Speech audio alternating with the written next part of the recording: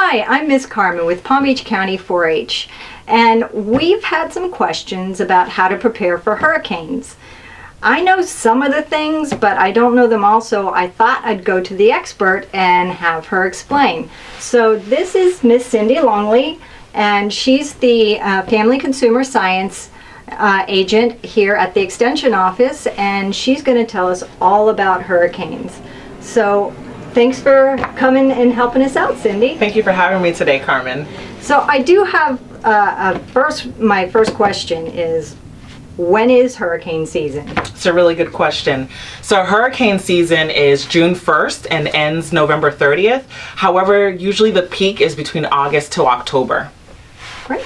And what should we do to prepare? How do we start? Yeah, so it's really important. The first step is to create a plan.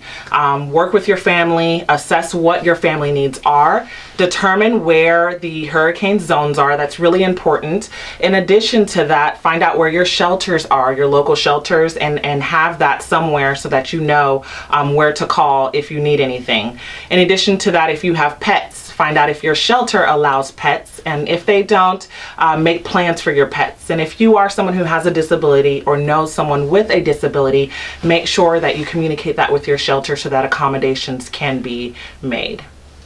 Okay, and then what would be the next step? What else do I need to get ready? Yeah, very good question. So the next step would be to build your kit, right? So in addition to assessing your needs, what do you need this season? So it's recommended that you have at least 1 gallon of water per person per day. And so that's a minimum of about 5 days is recommended. So for example, if as a family of 3, you would need about 15 gallons of water.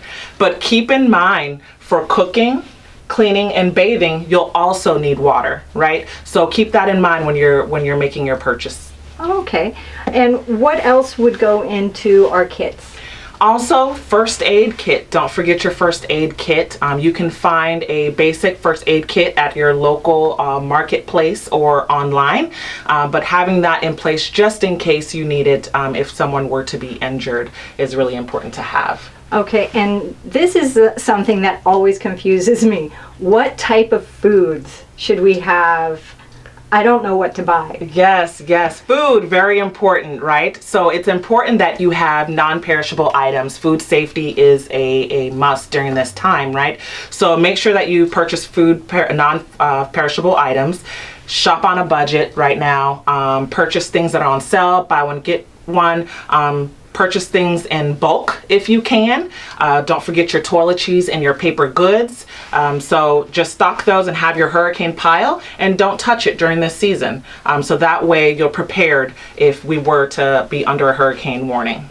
Okay, and are there any other things that we should have in our kit? I do see some things that you have out here. Yes. I see the flashlight and there's gloves. What else should I keep in my, I have a little bin, but I think I'm lacking a lot of things. Listen, so what else should go in We're there? all in the same boat, right? So what should go in there? Flashlight. Don't forget your flashlights, right? This is really important, especially if the power were to go out. Don't forget your batteries for your flashlight.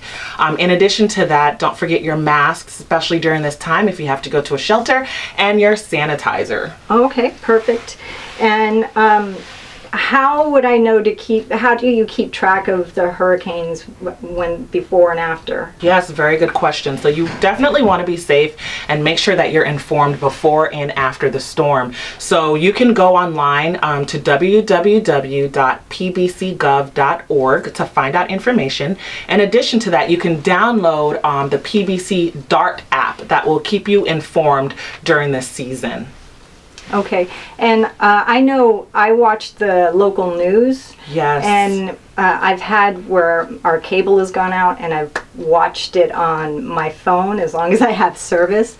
So that's one of the things I've also done. Do you have any safety tips that we should know about? Yes, safety tips. So we talked a little bit about food. You want to keep your food safe during this time. So make sure you adjust your refrigerator to the coolest setting to make sure that you're following food safety practices. In addition to that, generators can be pretty big during this time as well. So make sure you're keeping your generator at least 20 feet from your home and not in an enclosed area, because carbon monoxide is is deadly. So you definitely want to be safe when using your generator during this time. Okay, and I've heard that you want to make sure that you use the generator, like you said, 20 feet away. Yes. I've heard people using them in the garage. Yes, so absolutely not in an enclosed space. It must be outdoors because the garage still counts as an enclosed place, and carbon monoxide can still seep into your home.